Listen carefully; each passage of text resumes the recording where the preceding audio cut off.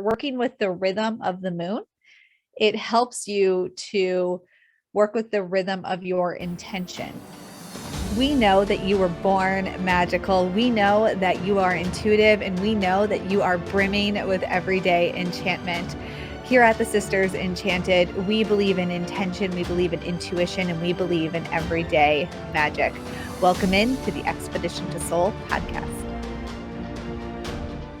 Think about what life would look like if you had the foundation to do the shadow work, understand where you're holding yourself back, and the confidence to bring some everyday magic elements into your life, follow your intuition, and know exactly the steps forward for you. Well, that's what we teach you and more in our Holistic Witchery program.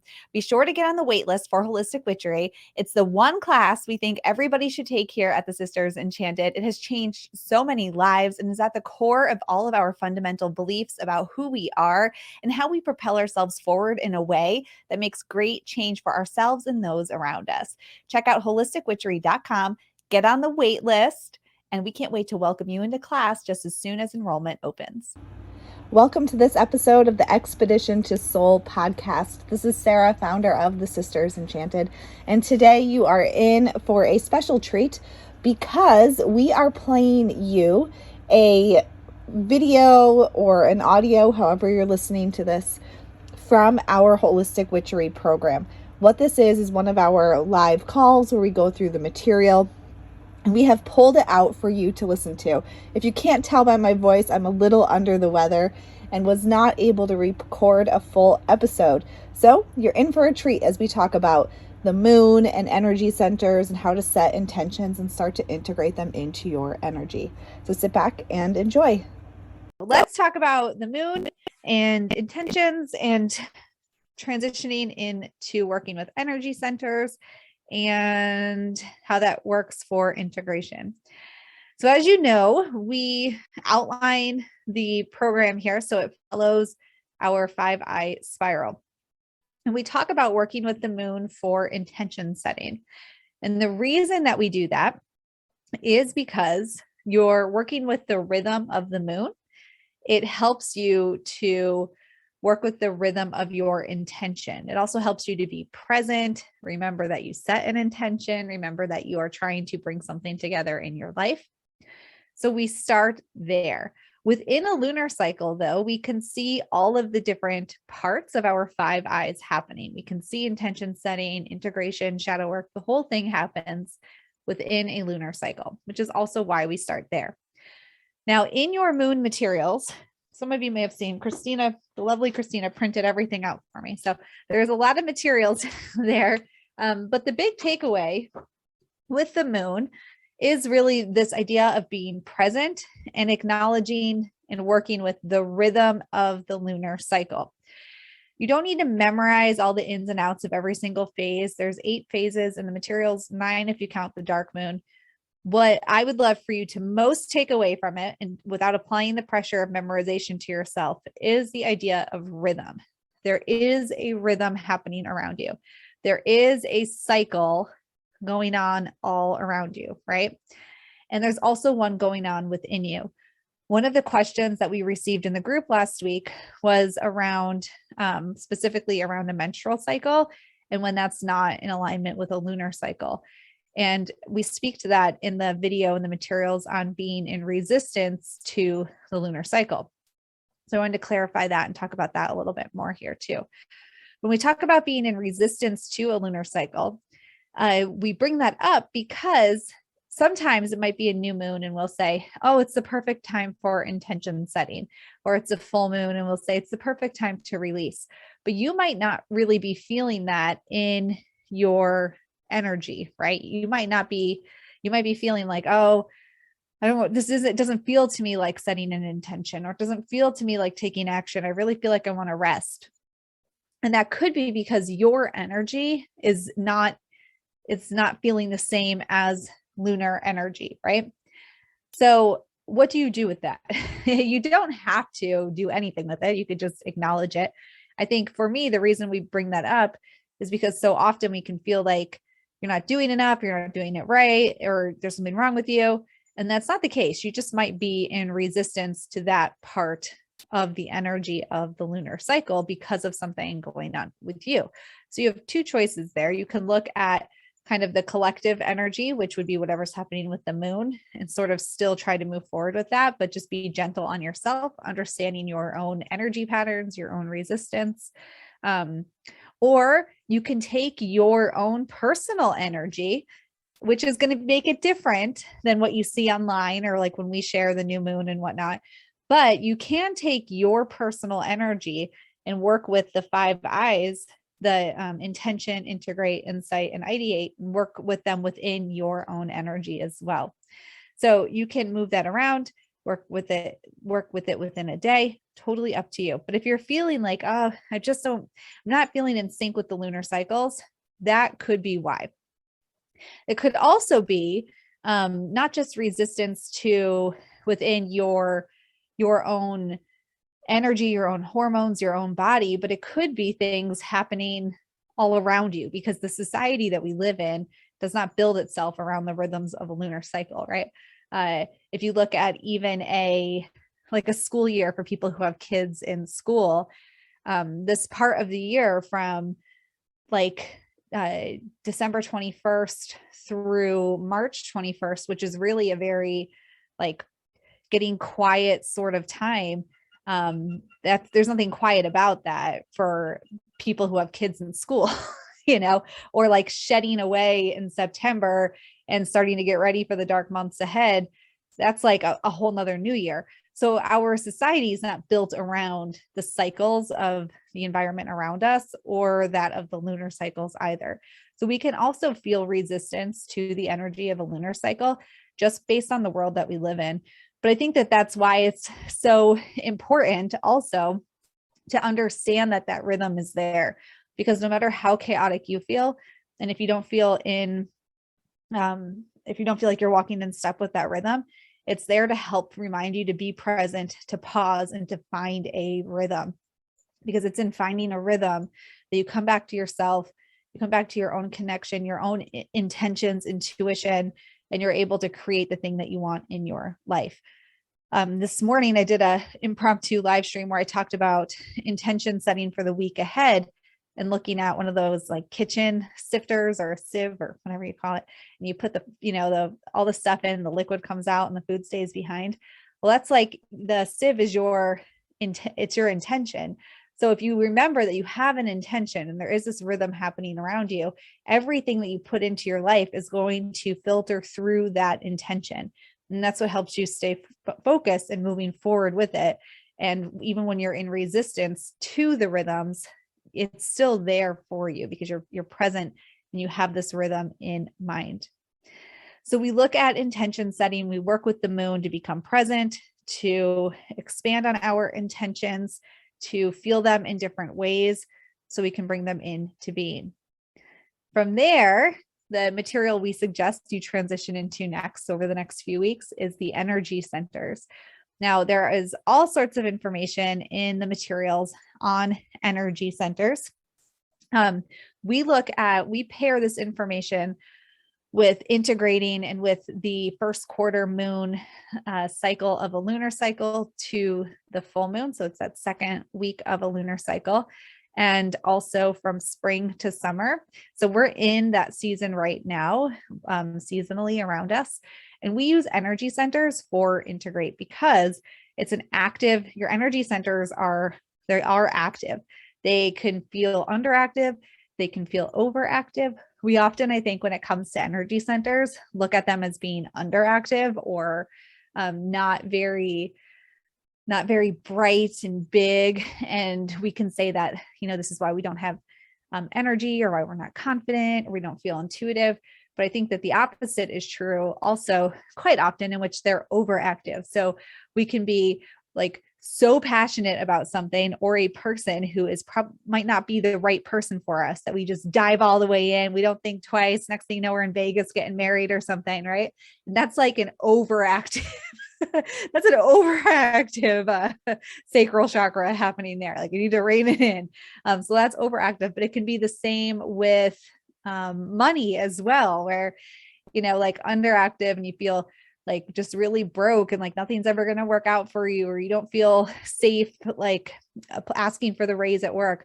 But overactive can be where you just don't see any reason at all to be worried because it always shows up. And then, you're gambling it all away only to go to work on Monday and feel like, oh man, how am I even going to eat this week? So that can be overactive. So our energy centers can be both underactive and overactive.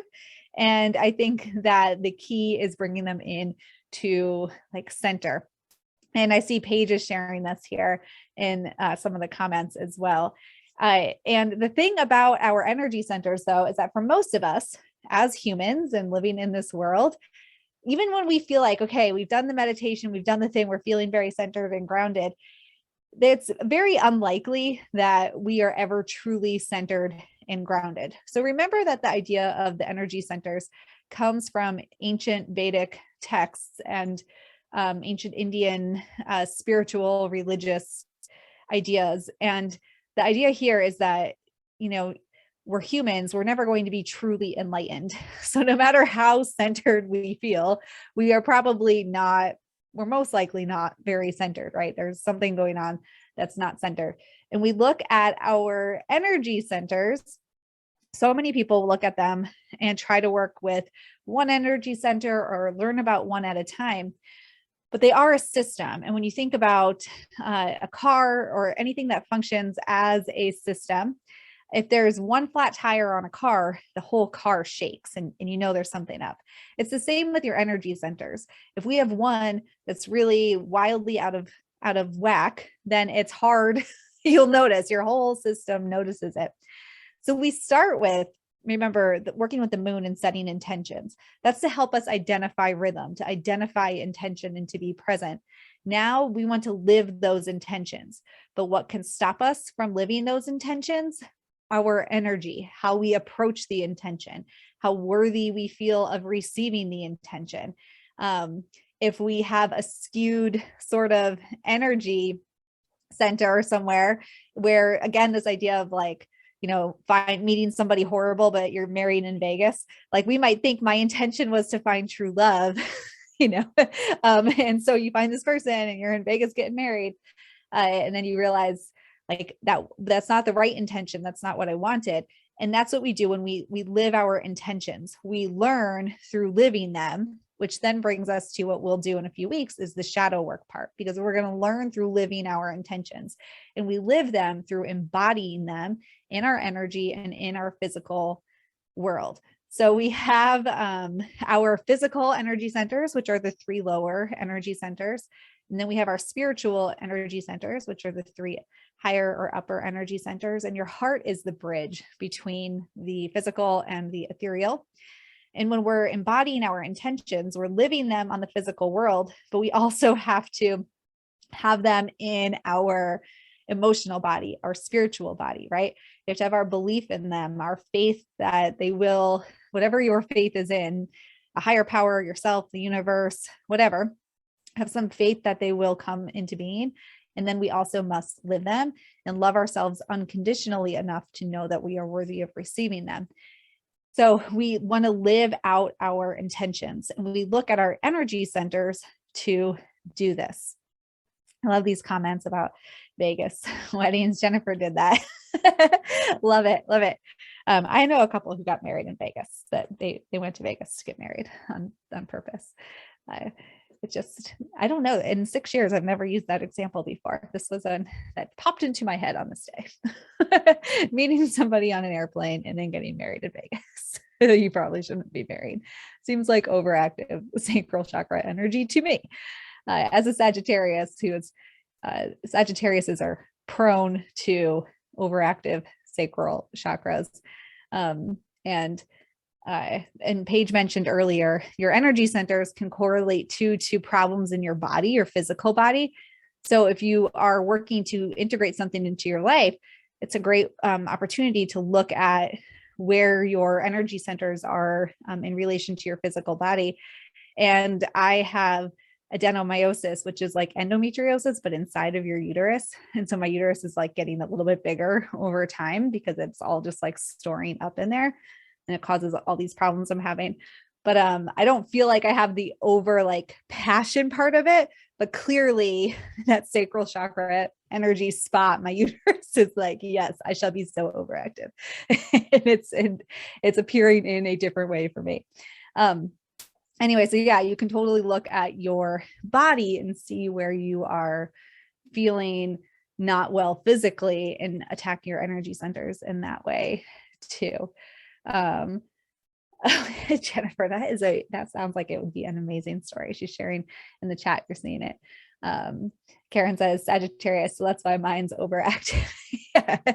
Yeah, totally. Okay. So when we look at our energy centers and we look at integrating our intentions and living them, your energy center, this is one thing I see a lot of people get caught up on. So we're going to talk about it right now today. Hopefully lots of people watch the replay of this too. Wanting to understand how an energy center should be, like how should it be moving? Should it be moving clockwise, counterclockwise? Should it be expanding out? What should it be doing? And depending on the information that you read, you're going to get all kinds of different answers. So the idea about energy centers, remember, it comes from ancient Vedic texts. It's the oldest, the Vedas are the oldest living texts known to people as far as I'm aware. And so that, along with lots of translation and moving and westernization of the concept, has created a lot of information wherein we're told which way they should be moving. So I would invite you to not be too concerned about how they should be so much as how they feel to you, how that energy feels to you. And using the materials to help guide you through the kinds of stories, information, and bits and pieces of life that might be kind of embedded or hidden in the different energy centers for you.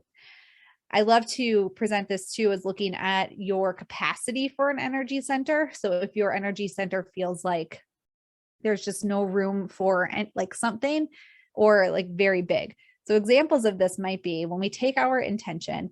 My intention currently is to simplify. I'm trying to simplify across the board. My whole life feels like it's grown 8 million legs.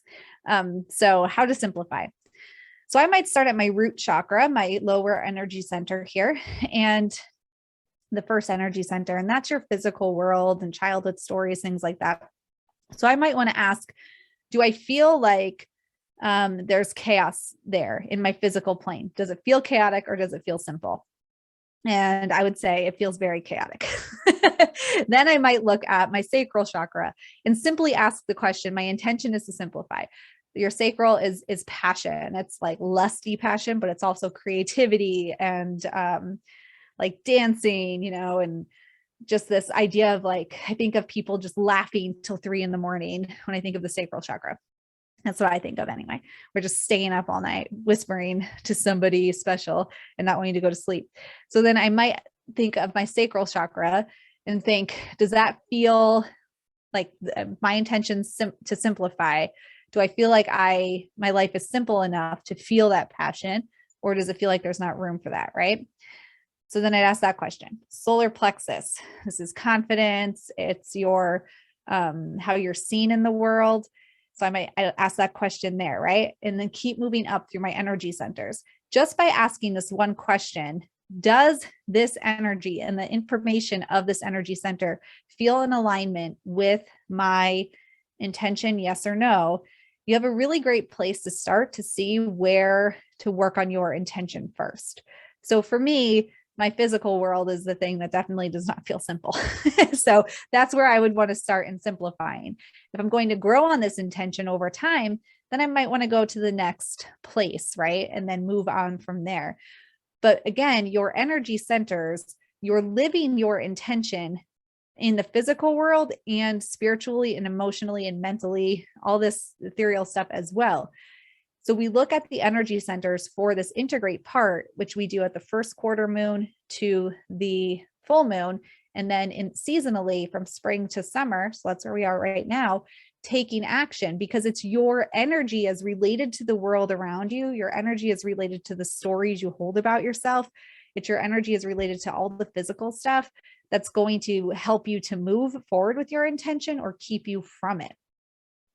So when we look at the energy centers, it's not just about memorizing the energy centers and clearing them and aligning them and all the things we can do. It's really also about understanding how we are active in our intentions and bringing them into being, and where we might be holding ourselves back and why. And from there, then we would do shadow work next. So your intention centers, your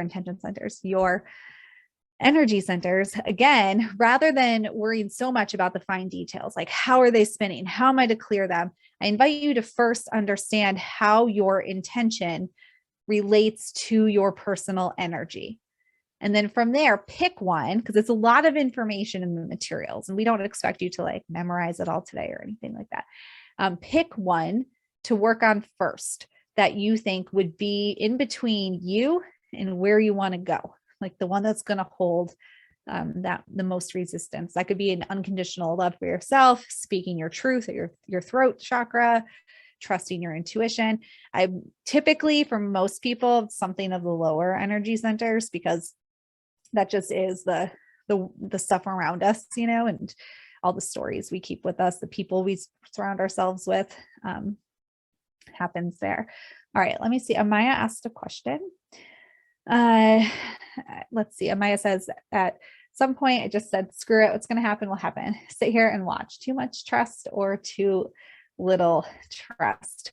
I love that question, that intersection of trusting too much and having too little trust.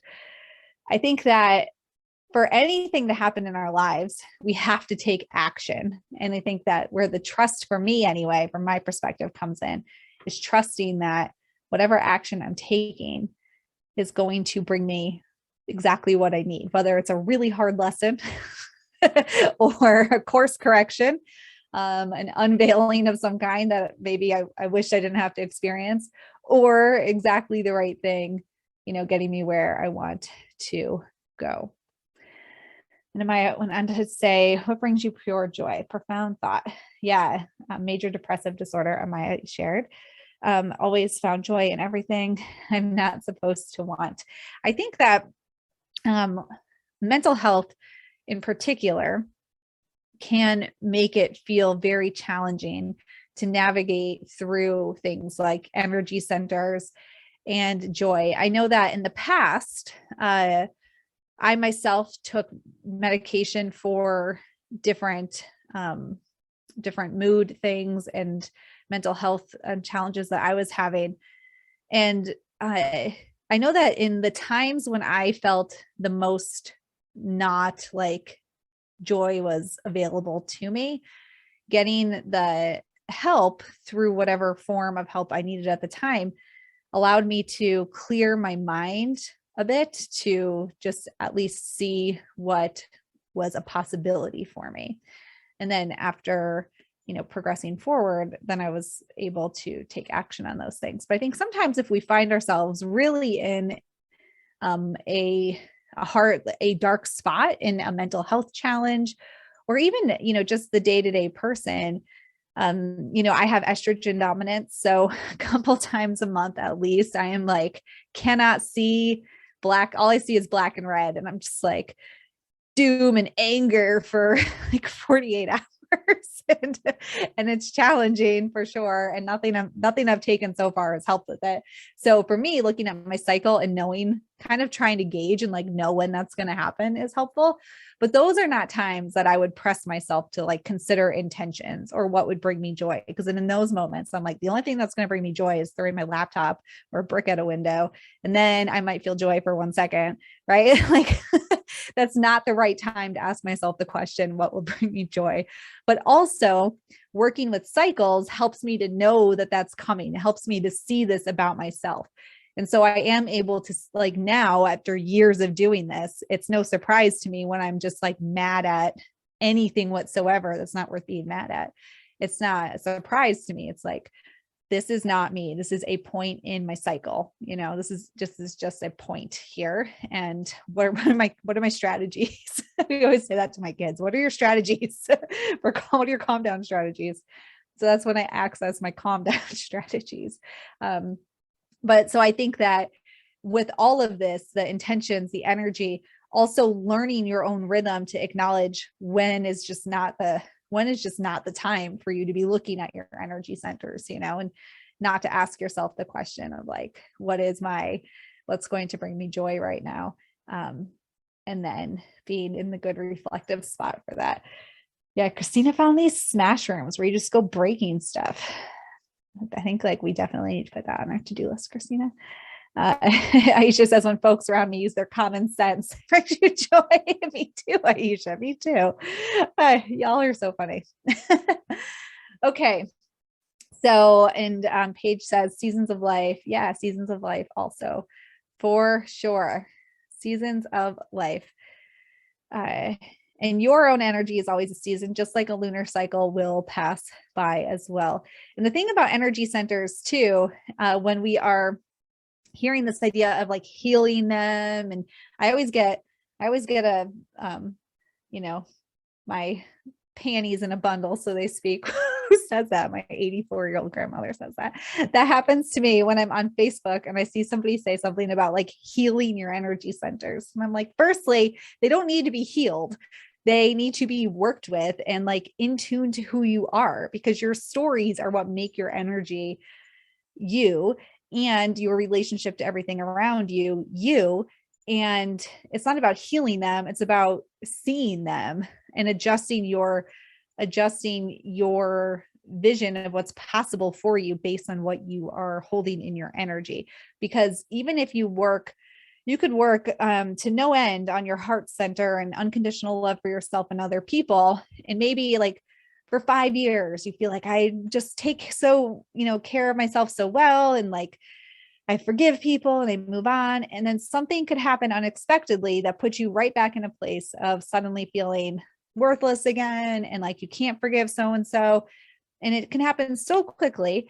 And then you're working on it again. So there's not like a permanent fix to anything. It's really just seeing what is the story. And interestingly, when we talk about getting more intuitive, the more intentional you are, because it's really through presence that you grow your intuition, because it's through presence that you can see what's happening right around you. And then your intuition, so often we mix up intuition with like validation for something that's probably not right for us, but like we want to say like, oh, my gut's telling me, or I keep seeing the sign and I'm going to do it. So for validation, or like just wanting something to be true. So when you're present in your life and you're present in your energy through your intentions, you can start to see more clearly when it really is your intuition versus you seeking validation. So the more present you are, the more grounded you are to hear your intuition. And we do that through connecting to our energy centers as well and really seeing what is going on there for you. All right, I'm going to go back through the comments here. Kim says, find spring to summer feel really heavy for me, get more manic, and lose my presence of thought. Find more inspired and energetic in the fall. Figured this out this weekend, listening to the Beltane energy class again. Makes a lot of sense to me and my history of why I find summer so debilitating when everyone else seems to thrive during summer's energy. Love that reflection, Kim. Love it. And Kimberly, working on communication. And Paige says, all things I never had growing up or ever really. Yeah. Amaya says, true freedom brings me joy. No limits. Need no limits. I get that. My Sagittarius soul definitely gets that. Aisha, always work and tweaks needed to be made. Yes, for sure. Kim says, I get so triggered by small things. So I think I would do better with focusing on my intentions for this season as doing physical and mental decluttering. Love that. Yeah. Adjusting to the seasons. And what's interesting too is that, so spring to summer, so like March 21st to June 21st, that's that taking action period. And then June 21st to September 21st is when we would be in that shadow work period, which I think might be contrary to a lot what we think about, because that's like very light and warm, and still like very warm for most people into September, even here in the US anyway. And, but that's where the light is highest and it's helping us to cast these big shadows, right? There's more light for us to see what's going on around us. But also, I think that the world we live in is really like go, go, go, go, go, do all the things. And particularly if you're impacted by back to school season come August, it's like there's no sitting down for people impacted by back to school season. So our world that we live in doesn't allow the space for shadow either. In that time to really look around and see like, you know, what didn't I love about spring and what didn't feel aligned with my energy, and how can I reset and begin to reset, because we're just pushed into another thing, which I think can make us all feel very out of alignment with what's going on with the world around us, like the seasons and just the world we live in. Let's see. I think I have a really hard time from about the end of November to like beginning of March or so. I struggle a lot during that season with the shorter days and lack of sunlight and just the cold air and feeling like I'm trapped. And I think some of it for me comes from resistance to the pause that's required to really like set your intentions, because there's definitely something about me from probably things that happened in childhood and feeling like I need to do things to survive, where like, if I'm not going hands on doing something, I feel like everything will fall apart, even if there's nothing to fall apart. So if my intention like right now is to simplify, I'm probably going to run into a lot of blocks around that, because my tendency is to add, not to simplify. And it makes me feel better to add, but not in the end. In the end, I feel overwhelmed. But in the moment, I feel like I'm doing something. So for me, I'd really, again, want to look at those lower energy centers, but I can see how that impacts me and as a whole in bringing intentions into being even seasonally, because I tend to act in such resistance to that energy of the season. Karen says, been taken advantage of for years, finally putting my foot down. Love it. And Elena's at your best in the fall. Let's see here. Page 30 years, didn't follow my intuition and I felt it. Bad things happened when I left it behind, knew it when I followed it. Now nothing bad has ever happened. Yeah. Yes. I recently did something that like I had all kinds of red flags on, and my gut was like, don't do it, Sarah. But my brain was like, it's going to be fine. I think this is the right thing to do. And I'm having to learn my lesson 100 million times over right now. Because I did not listen, and I knew it too. I don't know. See, we all have our moments. Let's see here. Just scrolling through. Yeah. And so many folks are sharing this with the different seasons and the challenges and resisting. Yeah.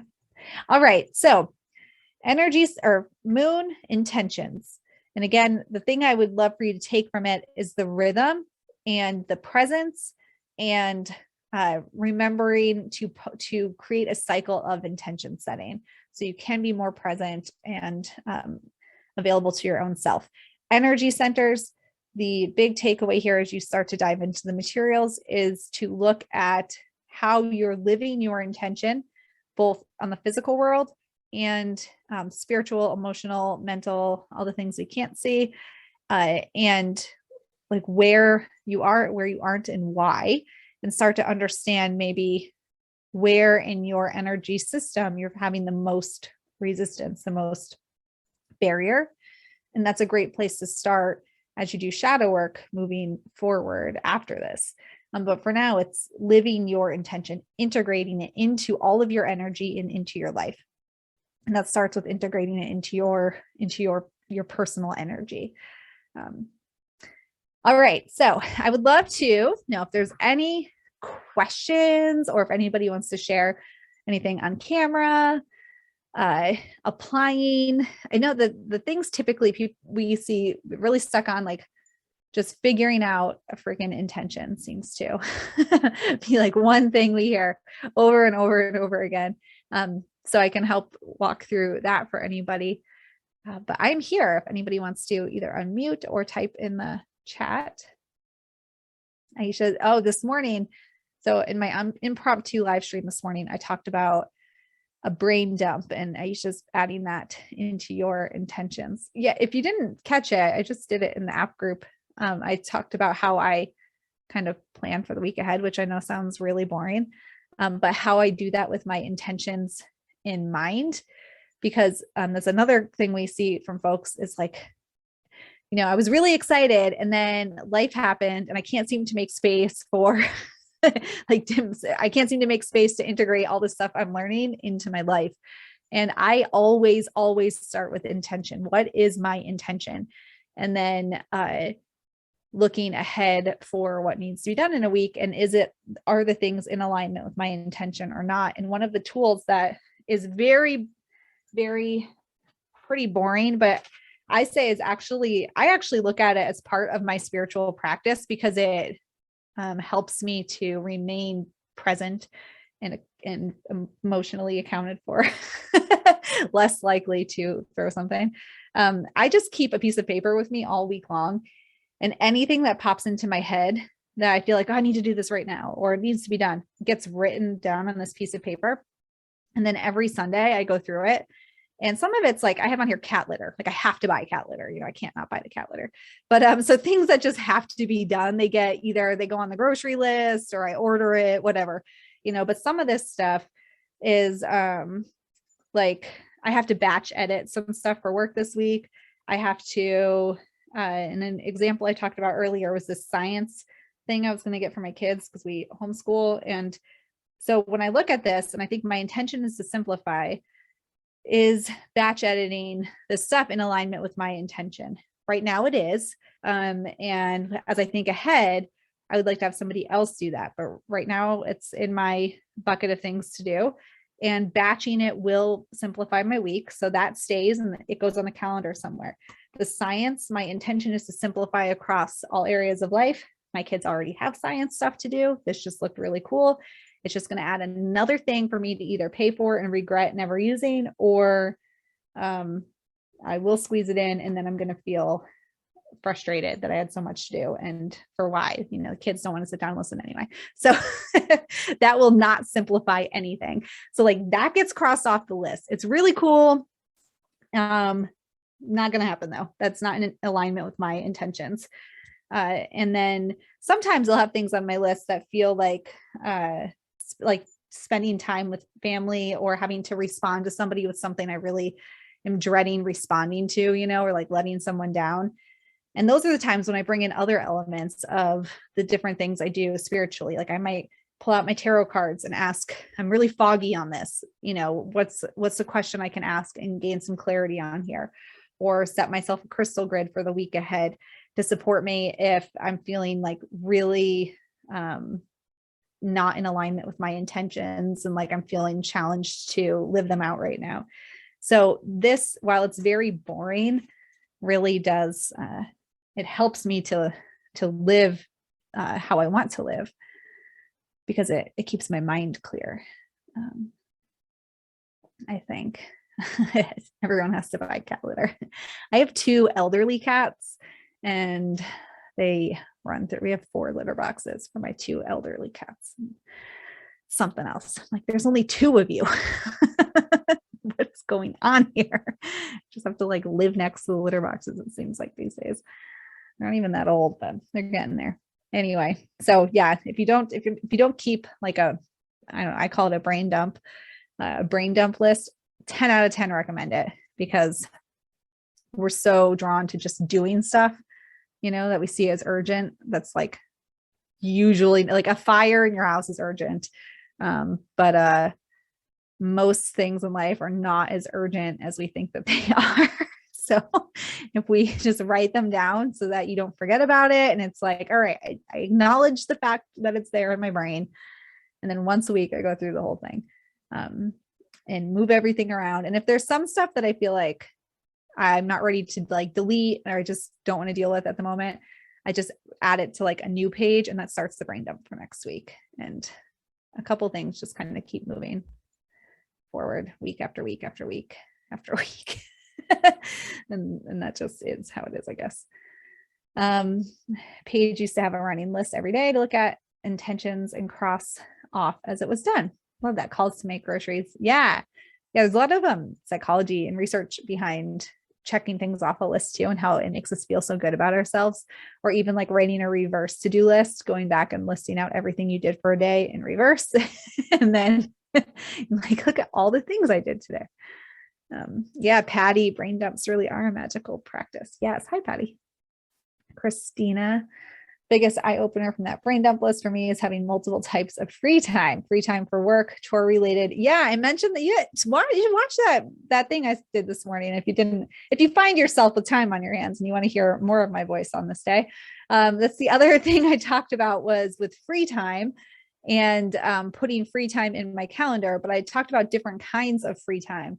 So I'll do stuff on. Somebody asked the question, do I ever do things earlier in the week? So I said I go through the list every Sunday, and somebody asked, do you ever do it earlier? And I said, only if I have free time. But then I qualified that that's not free time for leisure that I do that in. That's if like I'm at my desk, say I'm here from 8 to 3 or something, and somebody cancels on a meeting last minute for me and I don't have anything right there. Well, I might find myself with 45 minutes of free time. Then I'll pull out that list and I'll do something from it. That's not the free time that I had to like truly be free, go on a hike or hang out with my kids or, like just watch the movie I've been wanting to watch. That's not what I would say. When I say free time, I mean unexpected available time that was previously scheduled for something else. That is that. And then I schedule in my free time just like I do everything else. So I know like I love to hike and I hike a couple miles a week. So that always, I look at the weather on Sundays. Also, I'm crazy. I'm not crazy because it works, but so it's actually really smart. I don't know why I'm saying crazy, but I look at the weather for the week ahead too. And the days that are going to be really rainy, those are the days that I'm like, all right, family movie day will be on Wednesday. Like that's our family movie night. It's going to be nice and sunny Thursday, Tuesday. I'm going to cut out of work like an hour early. That'll go on extra on the really rainy day so I can get my hike in, and I also, I obviously have that flexibility, but I plan ahead based on weather as well, which adds to my nonsense, I suppose. But nothing worse than planning your whole week to do something and then like it's just raining half the time you wanted to do something. So I definitely add that in there. Jenna's assignment, we have to focus on 3 intentions and how Holistic Witchery has helped us there. How do you not overwhelm yourself with trying to get it all done? Back and forth on which intention to work on when. I would look for a common thread between all 3. So we presented 3 to you to use so that you had 3 different ways of looking at the material in the class too, like of your physical world and thoughts you're having and whatnot. So different ways to look at it. But I would find a common area that all 3 are impacting so that you can bring it all together, especially if you feel like 3 is just like a lot to maintain. Let's see. Christina says brain dump from Sarah. Oh yeah, expedition to soul group. Yes. Kim says, like the idea of having work free time and home free time and me free time helps to make sure I'm still being productive. Yes. I have all kinds of different, I have like free time with the children. And then we have like free homeschool time where we might just do something fun, but still like schooly and I don't feel like a failure. And then I have like work free time where I leave white space on my work calendar for things that might come up or just ideas that I have and I want to roll with. And then I have like my own free time. And then I have usually on like Saturday or Wednesday, so I don't typically work on Wednesday, Saturdays and Wednesdays is when I have like that free time that you just sit on the sofa and stare into the abyss, figuring out what to do with yourself. That's I schedule in on those days. And Dee chooses when to schedule laundry according to the weather app. Yeah, I love that. Yes. Yeah, so you can totally mix the everyday stuff with the spiritual, which comes full circle back to energy centers because half your energy centers are physical world, half are spiritual, and it's your heart that connects them. So you really are working with everything all at once. And this idea that we have to like make time and space for our spiritual practice, everything works when it works together. It all works best when it works together. Trying to look at everything as 2 different things, like, oh, I need time to do my spiritual practice. Like your life and your spiritual practice to really feel like you're, ideally to me feel like they'd be integrated, that they are working together. So my very boring brain dump is very much part of my spiritual practice, because I am not present and grounded without it. And I cannot hear my intuition without clearing my head first. And so they very much go together. Ken says, so not good at scheduling. I live and breathe by my Google Calendar. Live and breathe by it. Everything goes on there. Maya says, great at planning, self-discipline. Yeah, that is a skill. Discipline for sure. I use timers alerts to help me stay focused on what it is that I'm supposed to be doing. Thank you so much for joining us for this episode of the Expedition to Soul podcast. I hope that you enjoyed it. Be sure to get on that wait list for Holistic Witchery, because we will be opening registration again soon. And until next time, I hope that you have an enchanted rest of your day ahead. If you liked this episode of the Expedition to Soul podcast, please rate, review, subscribe. If you're listening on Apple Podcasts, it will really help us spread everyday magic, intention, and intuition to the masses, and helps us so much as a small business. Be sure to hit that subscribe button on your favorite podcasting platform so you never miss an episode. There are new episodes every Tuesday and astro forecasts for the week ahead every Friday. If there's any topics you'd want to hear, anything you want us to dive deeper into, shoot us an email at magic@thesistersenchanted.com. And as always, thank you so much for listening and being part of the community here at the Sisters Enchanted. And we'll see you in the next episode.